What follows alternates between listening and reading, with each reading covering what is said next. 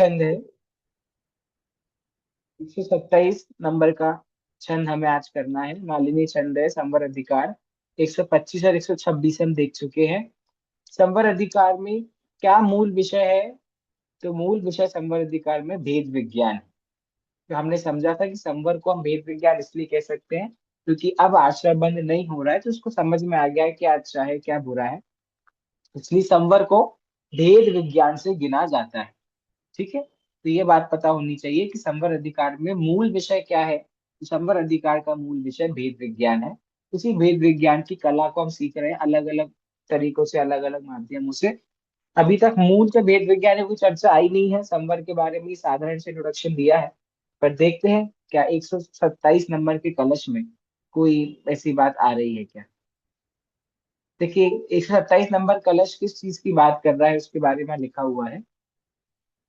अतः आत्मार्थी भाई बहनों का यह परम कर्तव्य है कि वे अपने आत्मा को सही रूप में, शुद्ध रूप में जाने पहचाने। ठीक है, ये बात तो हमको शुरू से ही हम कह रहे हैं। हमारा एक ही कर्तव्य भैया, हमको हमारी आत्मा को जानना है। लेकिन क्या बस जानना है? तो कह रहे हैं बस जानना नहीं है, उसी में अपनापन स्थापित करें। उसी में क्या करना है हमें? उसी में अपनापन स्थापित करें, जिससे शुद्धात्मा को प्राप्त कर शुद्धता रूप परिणमित होकर अनंत सुख की क्या कर सके? तो अनंत सुख की प्राप्ति कर सके। ठीक है, तो परम कर्तव्य क्या है कि अपनी आत्मा को जानकर उसमें स्थापित हो सके।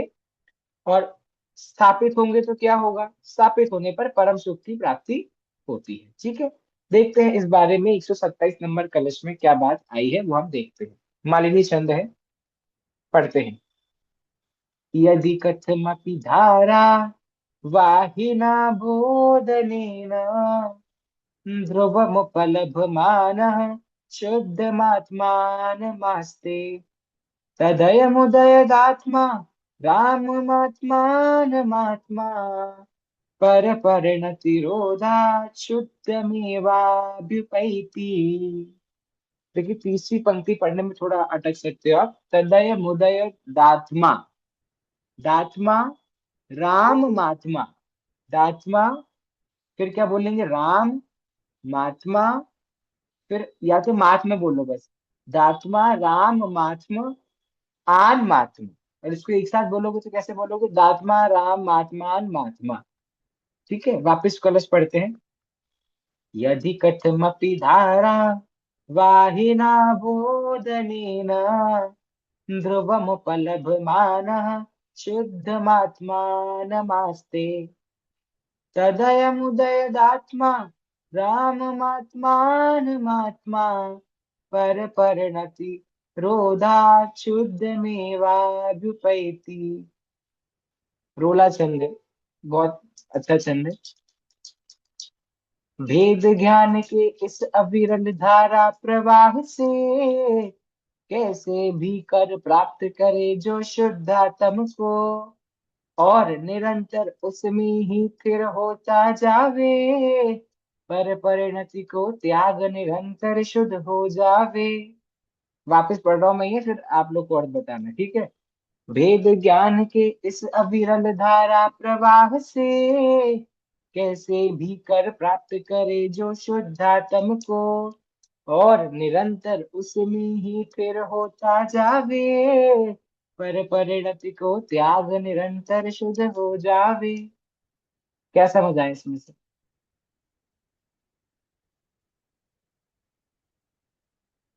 कितना सुंदर कलश है। हाँ, संध्या जी बोले, फिर प्रवीणा जी बोले। हम्म। इसमें ये बता रहे हैं कि ये वेद ज्ञान की जो अविरल धारा प्रवाह, मतलब धारा प्रवाही जो ज्ञान है वेद ज्ञान, उसको शुद्धात्मा कैसे भी प्राप्त मतलब वेद ज्ञान के द्वारा प्राप्त करे और निरंतर कौन? उसमें स्थिर। कौन? कौन आत्मा। प्राप्त करे?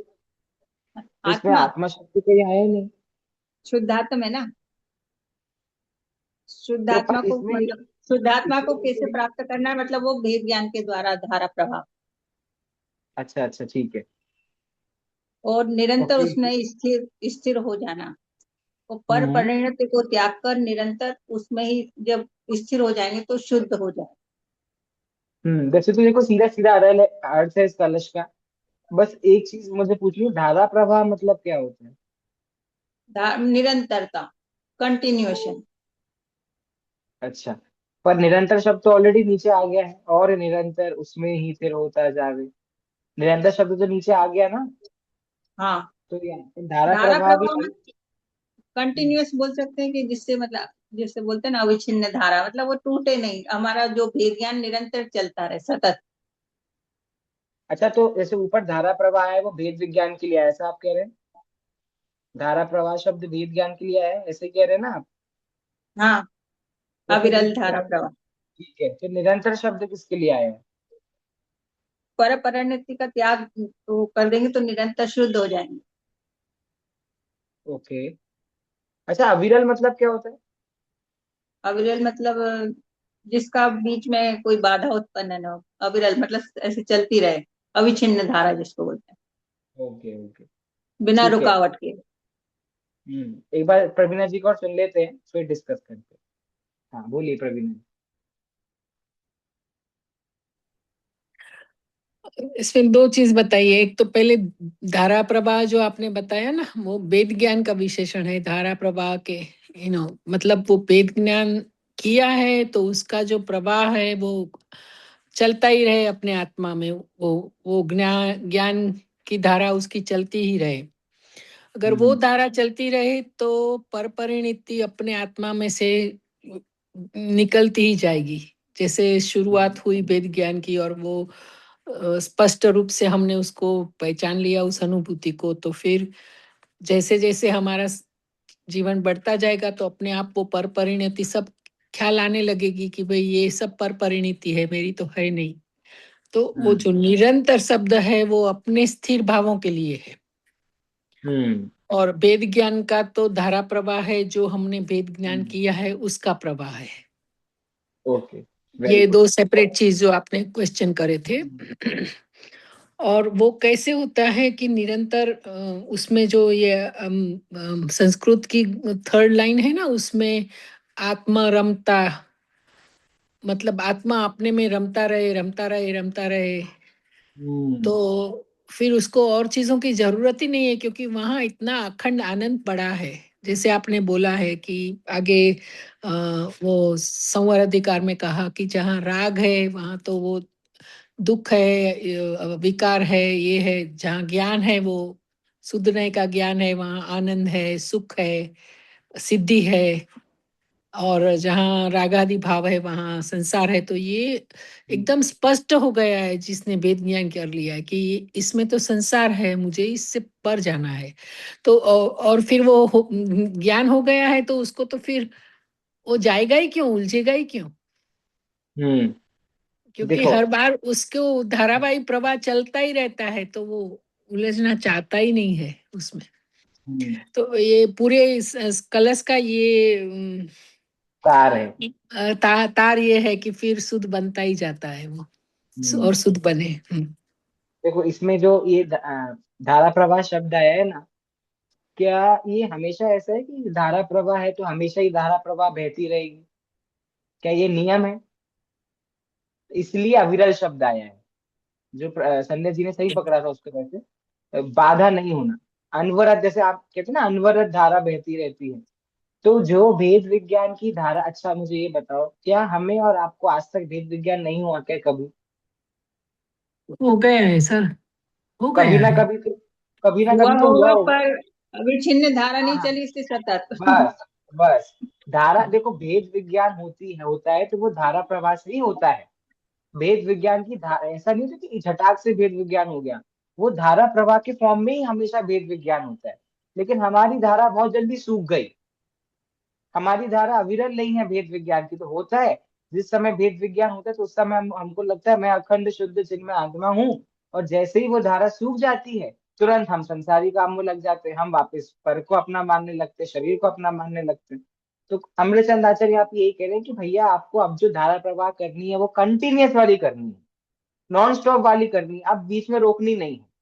किस चीज की धारा प्रवाह? भेद ज्ञान की धारा प्रवाह। वो धारा प्रवाह कैसी होनी चाहिए? तो वो अविरल होनी चाहिए। क्या होगा इससे? अविरल धारा प्रवाह होगी तो इससे क्या होगा? प्राप्त करे जो शुद्ध आत्म को, सिंपल। शुद्ध आत्मा को प्राप्त होगा। अच्छा, अब जो निरंतर शब्द आया है ना यहाँ पर, ये निरंतर शब्द शुद्धात्मा के लिए, ये मैं सुनना चाह रहा था, निरंतर शब्द शुद्धात्मा के लिए आया है और धारा प्रवाह शब्द भेद ज्ञान के लिए आया है। क्लियर हुआ कैसे? कि भाई निरंतर शब्द तो उस चीज के लिए आया है जिस चीज में आपको पूरा केवल भेद विज्ञान हो गया और भेद विज्ञान के द्वारा आपने अपनी शुद्धात्मा की प्राप्ति कर ली। अब मुझे ये बताओ, आपका भेद विज्ञान अविरल है, सदैव बहने वाला है, तो आपकी शुद्धात्मा की प्राप्ति सदा के लिए होगी या कभी के लिए होगी और कभी छूट जाएगी? हमेशा के लिए रहेगी ना? हमेशा के लिए रहेगी ना? वो तो ऐसा केस है कि जब कुछ समय के लिए भेद विज्ञान होता है तो कुछ समय के लिए हमको हमारी आत्मा का अनुभूति होती है, भेद विज्ञान गया, आत्मा की अनुभूति गई। लेकिन यहाँ पर हम क्या बात कर रहे हैं कि एक बार के लिए, हमेशा के लिए जो धारा प्रवाह हो रही है, जो भेद विज्ञान बह रही है, तो अगर हमेशा के लिए भेद विज्ञान होगा तो क्या हमेशा के लिए शुद्धात्मा की प्राप्ति नहीं होगी क्या? होगी।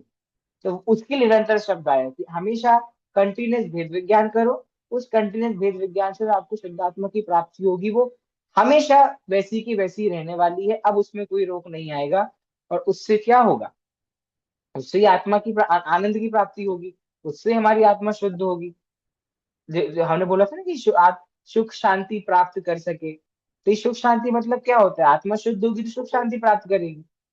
ठीक है, संस्कृत से देखो, यदि कथमपि धारा वाहिना बोधनेन, यदि कथमपि, कभी भी या फिर कदाचित, धारा वाहिनो, धारा प्रवाह से क्या होता है?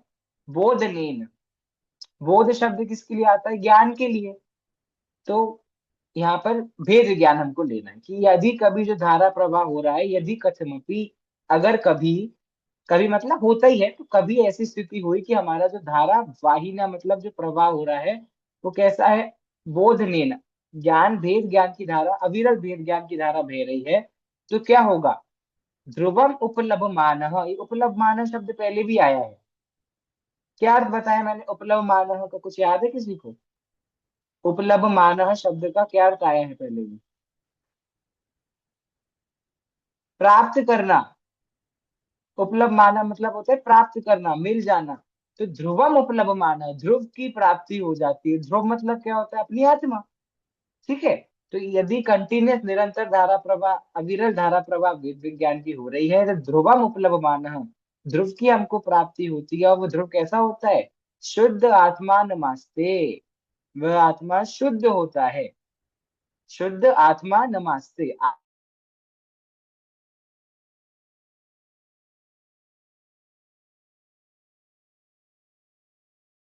मुदय, तदय, तदय मुदयत आत्मा, राम मात्मान मात्मा। अब ये जो पूरा शब्द है ना, ये पूरा इंडिकेट कर रहा है निरंतरता को, जो प्रवीरा जी ने बोला भी था। आत्मा, राम आत्मा, मान आत्मा, चार चार आत्मा। उस आत्मा में ही लगे रहना, लगे रहना, लगे रहना, लगे रहना, उस आत्मा राम में ही लगे रहना। अब वो आप कब लगे रहोगे? जब आपकी भेद विज्ञान की धारा कैसी होगी? जब हमारी भेद विज्ञान की धारा अविरल होगी, तभी हम आत्मा की प्राप्ति कर पाएंगे। पहली दो लाइनों ने कह दिया। तीसरी पंक्ति कह रही है कि तदय उदय, तदय उदय, तभी, तभी जो होगा आत्मा, आत्मा की प्राप्ति, वही आत्मा की प्राप्ति हमेशा निरंतर रहने वाली है। और पर परिणति रोधा शुद्ध मेवापयति, पर परिणति, उद्धात, उद्धात मतलब होता है त्यागना। शुद्ध, शुद्ध शब्द है ना, शुद्ध। पर परिणति, पर परिणति ही उद्धात शुद्धम, शुद्धम मतलब छोड़ना। तो पर परिणति को क्या कर देंगे हम? छोड़ देंगे। और उससे आत्मा उभय मुपैती। उभय, उभय मतलब क्या होता है? उभय शब्द का अर्थ क्या होता है? दोनों ना? दोनों दोनों, हाँ, दोनों। दोनों, तो दोनों मतलब एक आत्मा है और एक पर परिणति है। तो ये अब आत्मा उन, मतलब यह जीव उन दो चीजों के बीच में नहीं कर भटकेगा, पर परिणति और आत्मा। उभय मुपैति मतलब उभय पने को उसने त्याग दिया है, क्योंकि पर परिणति को उसने त्याग दिया है। पर परिणति को कैसे त्यागा है? तो वही पूरी प्रोसेस कि भाई पहले उसने अविरल भेद विज्ञान किया, भेद विज्ञान से उसने आत्मा की प्राप्ति करी। वो आत्मा की प्राप्ति कैसी है? सदा के लिए है, निरंतर वो आत्मा की प्राप्ति वैसी ही बनी रहती है। और उससे पर परिणति का त्याग होता है, तो उभय पना जाता है, आत्मा का उभय पना जाता है कि अब आत्मा पर परिणति वाला भी है, स्व वाला भी, ऐसा नहीं रहता। मात्र स्व वाला रहता है। और कब तक के लिए रहता है? अब एक बार आत्मा की प्राप्ति होगी तो कब छूटेगी? छूटेगी क्या अब? नहीं। क्यों नहीं छूटेगी, क्या रीजन है? वेल, सिद्ध हो जाए तो बस आत्मा में रमना है ना। और कलश के हिसाब से क्योंकि बताएं, अगर कलश में। क्योंकि हाँ, पर परिणति को त्याग दिया तो 100 में आ गए, तो 100 में कैसे? ही सदा क्यों? रहना। क्यों त्याग पाए हम पर परिणति को? क्योंकि क्या हुआ, सबसे पहली चीज क्या हुई थी? सबसे सबसे पहले क्या हुआ था? हम्म, अविरल धारा किस चीज की बही? हाँ, वेद ज्ञान की। वेद ज्ञान की। तो वो वेद भेद ज्ञान। ज्ञान हमेशा अविरल भेद ज्ञान हो गया ना, तो इसका मतलब कभी भी पर परिणति वाला मैं होने वाला नहीं हूँ, क्योंकि मैं, भाई अगर पर परिणति करनी तो मुझे भेद विज्ञान छोड़ना पड़ेगा। लेकिन पहले ही बोल दिया अमरचंद आचार्य ने, भेद विज्ञान तो हमेशा के लिए है। अब भेद विज्ञान तो नहीं छूटेगा। तो अगर भेद विज्ञान नहीं छूटेगा तो पर परिणति होगी क्या? नहीं होगी, बात नहीं। खत्म। क्योंकि कोई एम्प्लॉय आता है, कोई कस्टमर मुझसे लड़ने जाए तो एम्प्लॉय क्या बोलता है? आप मुझसे नहीं, आप बॉस से बात करो, आप मालिक से बात करो। जैसे कोई हमको बोले भाई तुम पर परिणति वाले हो जाओ, तो आप क्या बोलोगे? आप, भैया मैंने तो आत्मा की प्राप्ति कर लिया, मुझसे नहीं, आप तो भेद विज्ञान से बात करो। और भेद विज्ञान तो लगा हुआ है अविरल धारा में, तो वो तो कभी छूटने वाला है नहीं। तो मैं पर परिणति वाला होने वाला हूँ क्या? कभी होने वाला। मतलब हमारा आत्मा में रमना किस पे डिपेंड करता है? भेद विज्ञान पे। और भेद विज्ञान को क्या बोला हमने? 7 तत्वों में से क्या बोला? संवर। संवर अधिकार चल रहा है ना? ऐसे ऐसे डॉट्स को कनेक्ट करना आना चाहिए। हाँ बोलिए। इसीलिए बोलते हैं कि जो भी आज तक सिद्ध हुए वो सब वेद विज्ञान के बल से ही हुए। हाँ, और जो अब तक जिसने जो भी वेद सिद्ध विज्ञान नहीं हुए, किया वो संसार में। मतलब अब तक जो भी सिद्ध हुए और आगे होंगे, ठीक है, वो सब इसी इसी पथ पे चलते। हाँ प्रवीण जी बोलिए। वो जो हम्म, आपने ठीक ही बताया है, पर जो अविरल शब्द है ना, अविरल धारा हम्म, प्रवाह से, तो अविरल धारा हम्म, प्रवाह का विशेषण है। बिल्कुल। और इसका डेप्थ में मीनिंग ये निकलेगा कि अविरल यानी कोई उसको जीत नहीं सकता है, ऐसे धारा बिल्कुल। प्रवाह। ऐसे ही ऐसा। मुझे ऐड करना था। हाँ बिल्कुल कर सकते हैं। हम्म, क्योंकि ऐसे समझो इसको आप, कि मानो कोई बहुत तेज झरना आ रहा है, धारा में झरना होता है ना, तो बहुत तेज स्पीड से कोई झरना आ रहा हो, तो क्या कोई व्यक्ति उसमें जाएगा तो बच पाएगा क्या? वो बह जाएगा उसके साथ। तो समझे कि मैं जाके ताकतवर हूं, मैं वहां पे खड़ा रहूं तो नहीं रह सकता, वो इतना पावरफुल वो झरना है। तो वैसे ही जो आपका अर्थ ऐसा बिठाएंगे उसमें हम, कि अगर कोई चीज सोचे कि मैं तो इस भेद विज्ञान को जीत लूंगा, मतलब बिना भेद विज्ञान के आत्मा की प्राप्ति कर लूंगा, तो ऐसा नहीं है।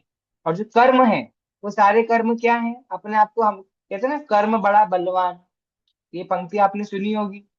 तो कर्म अपने आप को बहुत बलवान कह रहा है, तो हम उसको, वो हम चैलेंज कर रहे हैं, आ जाओ भैया हमारे भेद विज्ञान के झरने में नहा के देखो एक बार। और वो, उनको अपने आप में बहुत घमंड है कर्मों को, तो वो आते हैं और हमारे अविरल ज्ञान धारा में बह जाते हैं। इतना पावरफुल अविरल धारा प्रवाह। ठीक है, ये भी अच्छा अर्थ बताया है। वैसे एक अर्थ अविरल का मेन अर्थ तो यही होता है कि वो निरंतर बह रहा है, हमेशा जो धारा प्रवाह बह रही है वो। ठीक है। ज्योतिका जी पढ़िए हिंदी अर्थ। यदि किसी भी प्रकार से अर्थात काल लब्धि आने पर तीव्र पुरुषार्थ करके धारावाहिक ज्ञान से शुद्ध आत्मा को निश्चलतया अनुभव किया करे, तो ये आत्मा पर परिणति के निरोध होने से नित्य वृद्धिगत आनंद वाले आत्मा को शुद्ध ही प्राप्त करता है। देखो दो चीजें इसमें और एक्स्ट्रा बताई अर्थ में दादा ने। एक तो बोला तीव्र पुरुषार्थ करके। ऐसा नहीं कि बैठे बैठे वेद विज्ञान हो जाएगा। होना होता तो अब तक तो हमको सबको हो जाता। क्या करना पड़ेगा? तीव्र पुरुषार्थ। अच्छा बात निकली है तो बता दो जरा, पुरुषार्थ का मतलब क्या होता है? कितने हाथ पैर मारने पड़ेंगे? पुरुषार्थ का मतलब पुरुषार्थ। हाथ पैर बांधना नहीं है, उस अपने स्वभाव में जो सहज रहना है उसका नाम पुरुषार्थ। ठीक है, बहुत अच्छा। और मीना जी कुछ कह रहे थे क्या? भेद ज्ञान निरंतर करना है। वो तो देखो भेद विज्ञान तो करना ही है, वैसा बोल रहे हैं कि आप तीव्र पुरुषार्थ करके ही भेद विज्ञान कर सकते हो, ऐसा कह रहे हैं। तो तीव्र पुरुषार्थ मतलब, पुरुषार्थ मतलब हमने सोचा है कुछ करना, कहते हैं ना कि खाली बैठने से कुछ नहीं होता, पुरुषार्थ करना पड़ता है, मेहनत करनी पड़ती है। तो ये भेद विज्ञान के लिए कौन सा पुरुषार्थ कहना चाह रहे हैं यहाँ पर? आत्मा में लीन होना। ओके। आत्मा, आत्मा का प्रॉपर्टीज जानना, और मैं ऐसा हूँ, मैं हूँ, ज्ञान मैं हूँ, ऐसे। ओके। ओके। हाँ प्रवीणा जी। वो मीना जी ने बताया उसका, ऐसे कह सकते हैं स्वाध्याय, चिंतन, मनन और फिर हम्म। उसमें लीनता, हम्म। ये स्टेज है। और आपने मेरी संडे वाली क्लास सुनी, आप लोग सुनते हैं क्योंकि उसमें जैन धर्म की विशेषताओं में एक विशेषता पुरुषार्थवादी था। उसने बताया था पुरुषार्थ का अर्थ होता है कुछ नहीं करना। वास्तविक हम्म, पुरुषार्थ, हमको लगता है पुरुषार्थ आती हमें क्या लगता है, ये करना वो करना, हमें तो ये करना है, ऐसा करना है, ग्रंथ खोलना है, पढ़ना है, प्रवचन सुनना है, पूजन स्तुति भक्ति वंदना, ये सब करना लगता है ना, व्रत करना, तप करना। इतना इतना तो मैं, ये तो विकल्पों का नाम है क्या आत्मा की प्राप्ति? तो विकल्प ही बोले ना, मैंने आपको 10 चीजें विकल्प गिनवाई तो है आत्मा सब। विकल्प। तो ये पुरुषार्थ थोड़ी ना होगा जो हमको विकल्प में डाल रहा है। और जो बात मीना जी ने बोली थी आत्मा में लीनता, वो तो हमने पहले ही बोला कि भाई भेद विज्ञान के बाद आपको आत्मा में लीनता होगी, पहले भेद विज्ञान तो कर लो। तो उसका मतलब उसमें आत्मा की लीनता तो वहां नहीं आ सकती। तो क्या आएगा कि भाई कुछ नहीं करने का नाम पुरुषार्थ का मतलब ये नहीं कि हाथ पे हाथ डाल के बैठ जाओ। कुछ नहीं करने का मतलब ये कि बस जो मैं हूं, जैसा आप लोग वही चीज कहना चाह रहे थे सब लोग, कि मैं जो हूं बस अपने आप को वैसा मानना, अपने आप में लीन हो जाना, इतनी सी बात है। कुछ नहीं करना। भाई मुझे आत्मा की प्राप्ति के लिए क्या क्या करना पड़ेगा? तो मुझे आत्मा की प्राप्ति के लिए कुछ नहीं करना है। जब मैं कुछ नहीं करूंगा, देखो अभी मैं दूसरी चीजों में इतना लगा हुआ हूँ कि मेरे पास खुद के लिए टाइम ही नहीं है। तो जब हम दूसरी दुनिया भर की चीजें छोड़ देंगे, पुरुषार्थ को कुछ नहीं करना बोला ना, तो जब कुछ नहीं करेंगे तो हमारे पास क्या बचेगा? मैं अकेला बचूंगा, मैं स्वयं बचूंगा। तो मैं किसके बारे में सोचूंगा? स्वयं के बारे में सोचूंगा। तो अभी मेरे पास टाइम ही नहीं है खुद के लिए, कितने बिजी है हम लोग। हमसे दुनिया चल रही ना, क्योंकि हम नहीं रहेंगे तो दुनिया तो रुक जाएगी, है ना।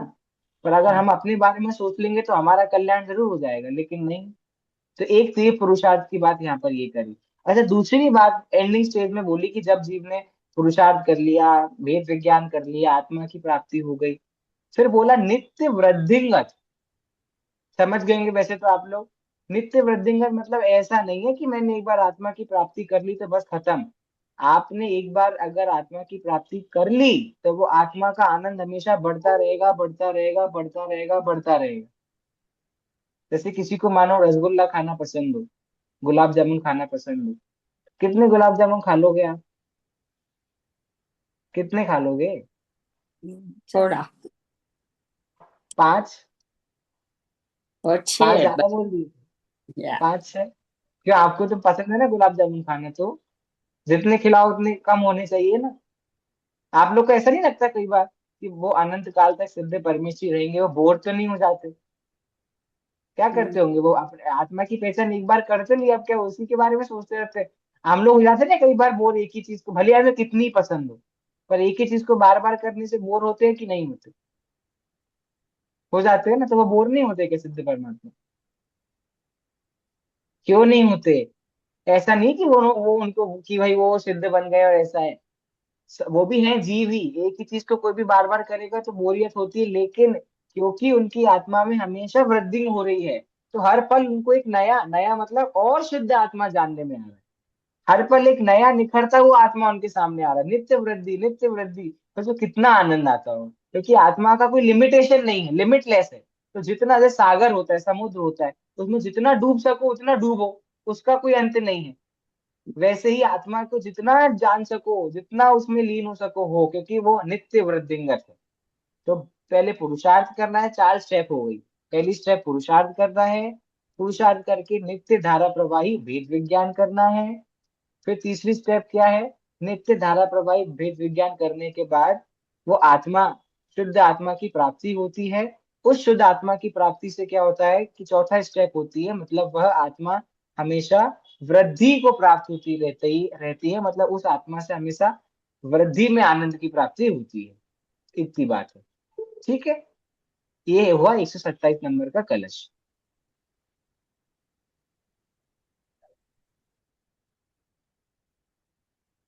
128 दादा बिट। के हाँ दादा बोलिए। कहते थे कि सिद्ध भगवान को हमेशा बासा खाना नहीं खाते, नया नया ताजा ताजा उनको ज्ञान में हाँ। वैसा आनंद होता था। हम्म। सिद्ध परमात्मा बासा खाना नहीं खाते, नया और नया। उसके लिए तो और भी विशेषण ऐसे दिया था उस आनंद का, अस्खलित अखंड आनंद। आनंद, हाँ। अस्खलित मतलब क्या होता है? कुछ उसमें स्खलना आती नहीं है, वो आनंद आनंद आनंद ही रहता तुमको है एनर्जी ऐसे। बताऊं आपको अस्खलित का? हाँ आपने जी। शब्द सुना है हिंदी का खिसकना? खिसकना शब्द सुना है? हम हाँ कहते हैं हाँ। जरा हाँ, खिसक, शिफ्ट फसक होना, जाता है तो खसक उसमें जाना, जरा शिफ्ट हो जाना। तो सिद्ध परमात्मा कैसे अस्खलित है, वो कभी खिसकते नहीं। खिसकते मतलब वो जहां जिस आत्मा में स्थित है वो सदा उसमें स्थित रहते हैं, अस्खलित। तो उसका मतलब ये होता है। और हम तो एक जगह बैठ नहीं पाते, और अनंत काल तक एक जगह बैठ पाओगे क्या सिद्ध बनने के बाद? अरे बैठ जाओगे, इतना आनंद आएगा कि उठने का मन नहीं करेगा। खैर वो तो अनुभव गम्य चीज है। सिद्ध परमात्मा के पास कितना सुख है उसे कहा नहीं जा सकता, उसे सिर्फ जिया जा सकता है। और उसको जीने के लिए सिद्ध बनना पड़ेगा, और बनने के लिए वो स्टेप करनी पड़ेगी जब ये अमृत आचार्य ने बनाई बताई। ठीक है, चलिए एक कलश और करते हैं 128 सर नंबर एक का। एक पंक्ति हाँ ऐड करनी है, फिर ना बिल्कुल, बुलाना हम कभी नहीं आएंगे। कभी नहीं आए, है ना? वो बात है। देखो आगे क्या है। संवर की बात हम कर रहे हैं, तो संवर होने की इस रीति में बताया गया है कि पहले वेद विज्ञान द्वारा पर पदार्थों, और पर पदार्थ में विकारी भाव भी ले सकते हैं। तो जीवाजी अधिकार में आपने विकारी भाव सीखा है क्या होता है। तो पर पदार्थों और विकारी भावों से भिन्न अपने आत्मा को जाने। देखो अब तीन चीजें आ रही हैं, अपने आत्मा को जाने पहली चीज, फिर उसमें ही अपनापन स्थापित करे। अभी प्रवीणा जी बीच में ऐसा कुछ कह रहे थे ना आंसर में, उसमें ही अपनापन स्थापित करे। और फिर भेद, अब नया शब्द आया भेद अभ्यास। भेद विज्ञान के अभ्यास को भेदाभ्यास कहते हैं। वो प्रोसेस, जिस प्रोसेस में मुझे मैं चीजों को अलग अलग करता हूँ कि भाई ये अलग है ये अलग है, तो भेद विज्ञान के अभ्यास का नाम भेदाभ्यास है। तो भेद अभ्यास के द्वारा अपनी आत्मा में स्थिर हो जाए। तो तीन चीजें क्या है? जानना है, फिर अपनापन स्थापित करना है, और और अपनापन स्थापित करके उसमें स्थिर हो जाना है। ठीक है, ये तीन चीजें पता होनी चाहिए। चलो ठीक है, अब देख लेते हैं 100, इसी बात को पुष्ट करने का, हाँ, और कर्मों से मुक्त होने का एकमात्र यही उपाय है। ठीक है, चलो कलश देखते हैं हम 128 नंबर का। मालिनी छंद है। नीत मही निज महिम, निज महिमरता नाम वेद विज्ञान शक्त्या भवति नियतमीशां शुद्ध तत्वोपलम्बः अचलितमखिलान्य। क्या बोला मैंने? अचलितमखिलान्य, अचलितमखिलान्य द्रव्य दूरे स्थितानां भवति सति च तस्मिन्नक्षयः कर्म मोक्षः निज महिमरतानां वेद विज्ञान शक्त्या। ये तो मुझे लगता है आप अर्थ पकड़ गए होगे इस लाइन का। इस लाइन का अर्थ पकड़ा क्या? निज महिमरतानां वेद विज्ञान शक्त्या, क्या अर्थ है इस लाइन का? निज महिमरतानां, निज महिमा से मुझे अपनी महिमा आती है, किससे? वेद विज्ञान शक्त्या, वेद विज्ञान की शक्ति से। भवति नियतमीशां शुद्ध तत्वोपलम्ब। इसका समझ में आया कि मुझे अपनी महिमा क्या आती है, क्यों तो नित्य महान हूं। महिमा मतलब कोई महान व्यक्ति की महिमा की जाती है ना। तो क्यों बोल रहा हूं अपने आप को महान मैं? क्योंकि भवति नियतमीशा, मैं नियत हूं। नियत मतलब मैं नित्य हूँ, हमेशा रहने वाला हूँ। शुद्ध तत्वोपलम्ब, शुद्ध तत्व हूँ। और कैसा हूँ? अचलित मखिलान्य द्रव्य दूरे स्थितानाम। कैसा हूँ? अचलित हूँ, अखिल हूँ। अचलित का मतलब क्या होता है? अचलित का अर्थ क्या होता है? वो स्थिर है। चलायमान नहीं होता, एक ही जगह चलने स्थिर मान नहीं। जो आप होता, अस्खलित अचल। कह रहे थे ना, वैसा ही अचलित। और अखिल अच्छा, मतलब? अखिल मतलब पूरे लोक में मतलब अखिल का अर्थ क्या होता है? सारे लोक में प्रसिद्ध हो जो, अखिल विश्व ठीक में है। बोलते हैं ना, उसका भी अर्थ हाँ। प्रॉपर नहीं आ रहा है मेरे को, नहीं नहीं, पढ़ते तो रोज अखिल। है पर। हाँ हाँ, कोई बात नहीं। किसी और को पता है अखिलित का अर्थ क्या होता है? रवीना जी अनम्यूट करिए। हाँ। समस्त, पूरा, संपूर्ण। हम्म। हम्म। जैसा संजय जी का भी उन्होंने सही उदाहरण लगाया था, सब संपूर्ण विश्व में। तो मैं अखिलित मतलब मैं संपूर्ण लोक में व्याप्त हूँ। पढ़ते हैं ना जीव के गुणों में, हम पढ़ते हैं मैं संपूर्ण लोक में व्याप्त हूँ, अचलित हूँ, अखिल हूँ, और अन्य द्रव्य दूरे स्थिता नाम। इसका मतलब तो मुझे लगता है आपको समझ आ गया होगा। मुझसे भेद विज्ञान कर लिया ना हमने, तो भेद विज्ञान करने के बाद क्या होता है कि सारे परद्रव्य मेरे हो जाते हैं। ये होता है क्या? क्या होता है? सारे द्रव्य परद्रव्य मुझसे कैसे हो जाते हैं? दूर। दूर हो जाते हैं, दूर हो अन्य जाते द्रव्य दूरे स्थितानाम भवती। अन्य सारे द्रव्य मुझसे दूर होते हैं। और भवती सती च तस्मिन अक्षय कर्म मोक्ष। और कर्मों का, अब कर्म मोक्ष में समझना कि कर्म रूपी मोक्ष हो जाता है। कर्म अक्षय, कर्मों का क्या हो जाता है? क्षय हो जाता है। तस्मिन क्षय कर्म। उन, तस्मिन मतलब उन। अन्य द्रव्य मतलब क्या होता है? पर परिणति मतलब क्या होता है? विकारी भाव मतलब क्या होता है? तो कर्म होता है। तो अन्य जितने भी कर्म है तस्मिन, वे सभी कर्म क्षय, उन सभी कर्मों का क्या हो जाता है? क्षय हो जाता है। और सती, सती च मोक्ष, सती मतलब हो जाता है, क्या हो जाता है? सती च मोक्ष, मुझे मोक्ष हो जाता है। बस इतना सरल कलश था। देखो संस्कृत पढ़ पढ़ के अर्थ आ गया। आया कि नहीं? आया कि नहीं? बिना पढ़े पढ़े अर्थ आना चाहिए। दादा कहते थे पद्यानुवाद मैंने उनके लिए लिखे हैं जिनको संस्कृत नहीं आती। और मैंने मेरे विद्यार्थियों को संस्कृत सिखाई है, तो मेरे विद्यार्थियों को पद्यानुवाद की जरूरत नहीं पड़नी चाहिए। मैं भी आपसे ऐसा कर रहा हूँ, मैंने मेरे विद्यार्थियों को संस्कृत सिखाई है, तो पद्यानुवाद की जरूरत नहीं पड़नी चाहिए। सर खैर पद्यानुवाद मोस्ट, इतने सुंदर है, इतने सुंदर लिखे गए हैं कि उनको पढ़े बिना मन नहीं भरता, इसलिए हम उनको पढ़ लेते हैं। वो सर 60 to 80% अब आने लगा है है ना? अब। हाँ। हाँ हाँ, पकड़ समय लेते सार हैं खत्म ऐसे। होगा तब तक 90% हो जाएगा। जब तक समय सार पूर्ण होगा, प्रैक्टिस होती जाएगी। तो हाँ देखो लैंग्वेज है, लैंग्वेज कभी भी 100% नहीं आ सकती। दुनिया का कोई ऐसा ज्ञानी नहीं है, कोई भी लैंग्वेज, इंग्लिश हिंदी संस्कृत आप पकड़ो, जिसको पूरी आती है। लैंग्वेज इज लिमिटलेस, ये कोई मैथ साइंस कॉन्सेप्ट नहीं है। तो पूरी लैंग्वेज नहीं आ सकती, जितना हम इम्प्रूव कर सकते हो उतना हम करते हैं। ठीक है। संस्कृत से आई थिंक आपको अर्थ क्लियर हो गया होगा। पैदान पढ़ लेते हैं। भेद ज्ञान की शक्ति से निज महिमार्थ को, शुद्ध तत्व की उपलब्धि निश्चित हो जावे। शुद्ध तत्व की उपलब्धि होने पर उसके अति शीघ्र ही सब कर्मों का क्षय हो जावे। इसके बाद की पंक्ति पता है क्या है? इसके बाद पंक्ति क्या आएगी? चेतन को चेतन में, चेतन को चेतन में अपने चेतन रस में घोल, एक दिन उड़ जाएगा चेतन अनमोल। ज्ञानी तू जल्दी से ज्ञान की नैना खोल। ये पूरा रोला छंद का ये भजन। ठीक है। तो ये वाला भजन किसको गाते हैं? वेद ज्ञान सर। की शक्ति से निज महिमा रथ को। ये अर्थ आपको समझ आ गया? वेद ज्ञान की शक्ति से मैंने अपनी महिमा पहचानी। शुद्ध तत्व की उसमें मेरी महिमा क्यों है मुझे?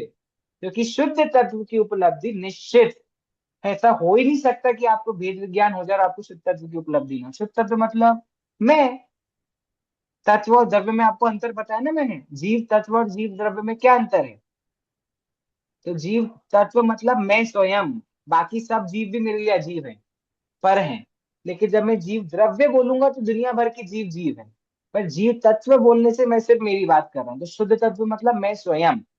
शुद्ध तत्व की उपलब्धि निश्चित हो जावे, फिर क्या होता है? शुद्ध तत्व की उपलब्धि होने पर उसके, उसके मतलब वो जीव के, मतलब मेरे, अति शीघ्र ही सब कर्मों का क्षय। अति शीघ्र, टाइम नहीं लगता। जिस पल वेद विज्ञान हुआ उसी पल आत्मा की प्राप्ति हुई, और उसी पल सब कर्मों का फट फट फट काम है। धीरे धीरे काम नहीं करते। सिस्टम हमारा खराब नहीं है। बस वो कब हमारा ऐसा दिन आएगा संत साधु बन के विचरू वह घड़ी कब आएगी। बस उसी का इंतजार है। सर एक रिक्वेस्ट है, 2 मिनट और लगेगी, पर आप वो भजन पूरा आपको याद है तो गा लीजिए।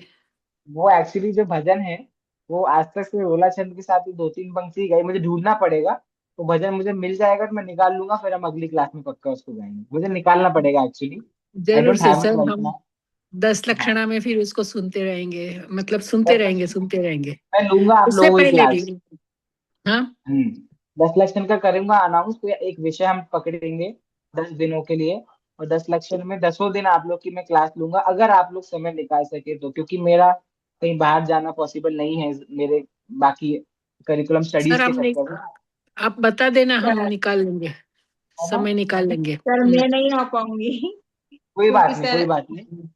सर हम हाँ, कोई बात नहीं। आपके डैडी आ रहे हैं हमारे वाशी में। अच्छा नहीं, नो प्रॉब्लम, कोई प्रॉब्लम नहीं है। ठीक है। सर वी तो विल हम, हाँ we will will do join that. Sir, we will join. हाँ हाँ, विल डू दैट। ठीक है। चलिए, इसका हिंदी अर्थ मीना जी एक बार पढ़ दीजिए, इस कलश का 128 नंबर कलश का। जो भेदनान की शक्ति से अपनी महिमा में लीन रहते हैं, उन्हें नियम से शुद्ध तत्व की उपलब्धि होती है।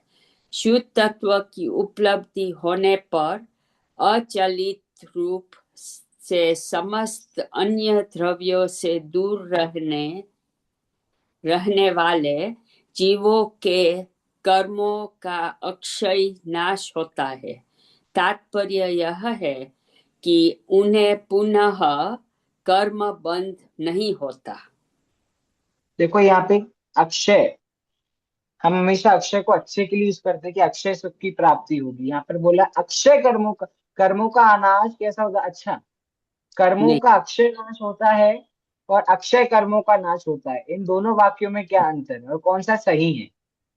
वापस बोल रहा हूँ, अक्षय कर्मों का नाश होता है या कर्मों का अक्षय नाश होता है, कौन सा सेंटेंस सही है और क्यों। कर्मों का अक्षय कर्मों नाश। का अक्षय नाश होता है, अक्षय कर्म नहीं होते।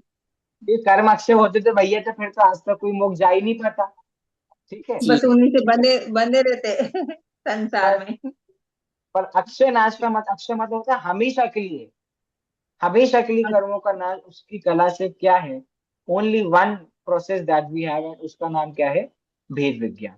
तो भेद विज्ञान की कला से ही अक्षय कर्मों का नाश होगा, मोक्ष की प्राप्ति होगी, सुख की प्राप्ति होगी, अनंत शांति की प्राप्ति होगी। जितनी भी चीजें हैं जो जिन सब के बारे में हम सोचते हैं, वो सब हमें एकमात्र भेद विज्ञान की कला से होगी, और वो संवर से होता है, वो संवर अधिकार में हम सीख रहे हैं।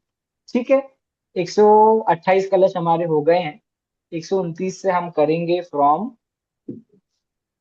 अच्छा, कल भी एक क्लास हमारी होगी, कल शाम को भी आई होनी चाहिए, मोस्ट प्रोबेबली होगी, तो जरूर हम लोग फिर आगे कंटिन्यू करेंगे। हाँ, कुछ सर, और। आप हाँ, 10 लक्षण जो क्लास में तो सेम यही टाइम लेंगे कि टाइम चेंज नहीं नहीं, करेंगे? टाइम जो आप लोग बोलेंगे, जो अच्छा, आप टाइम बोलेंगे। क्योंकि इस टाइम शाम को तो हम लोग टेम्पल जाते हैं, हाँ, तो नहीं उधर नहीं, ही वो मैं फिर। समझता हूँ। वो तो 10 दिन तो उधर ही करना चाहिए। मैंने बोला ना, आपके निमित्त से मेरा स्वाध्याय होता है, तो मेरे स्वाध्याय के लिए मैं कह रहा हूँ, क्योंकि इस बार जो मेरा बाहर जाना नॉट पॉसिबल। मेरा भी जो, हो जो जाएगा। ज्योति जी, आप रिकॉर्डिंग सुन लेना, क्योंकि वो लंदन और यूएसए का यही टाइम हमें ठीक रहेगा। अच्छा, हाँ संध्या जी ना, संध्या जी मतलब। सॉरी, संध्या जी को बोल रही हूँ मैं कि आप हाँ रिकॉर्डिंग सुन लेना हाँ, अगले दिन। चलेगा। ठीक, हाँ, ओके, थैंक क्योंकि यू। टाइम हाँ, चेंज करेंगे तो फिर हमारा टाइम ये हो जाएगा। नहीं, बराबर है, चलेगा, नो नो प्रॉब्लम, मैं आके उधर क्योंकि से सुन लूंगी। ये हाँ टाइम क्या है, लंदन यूएसए को सूट हो जाता है, तो हाँ, इसलिए हम। Okay, no problem, okay. मैं तो ऐसे पूछ लिया। नहीं नहीं, हाँ भले पूछा, पर ऐसे मैं हाँ कहती हूँ कि आप रिकॉर्डिंग सुन हाँ, लेना, है ना, ओके, हम रिकॉर्डिंग कर लेंगे। हम्म। हाँ, ठीक है। ठीक है, सर, विषय और हम फिर डिसाइड कल की करते हैं। रिकॉर्डिंग भेजना, कल की हाँ जो बिल्कुल बिल्कुल। रिकॉर्डिंग। हाँ हाँ जी, कल सुबह क्लास की, कल विषय पूरा कर लेंगे हम, जैन धर्म की विशेषता वाला मोस्ट प्रोबेबली। ठीक जिनवाणी है। स्तुति सर। हाँ, निज निधि निज में बताई, यह अनंत उपकार, इसके उसके जिनवाणी वाणी माको माको वंदना वंदना सतवारे शितनारे, वंदना शितनारे। चलिए, जय जिनेन्द्र सभी को। सभी को जय जय जिनेन्द्र। जिनेन्द्र।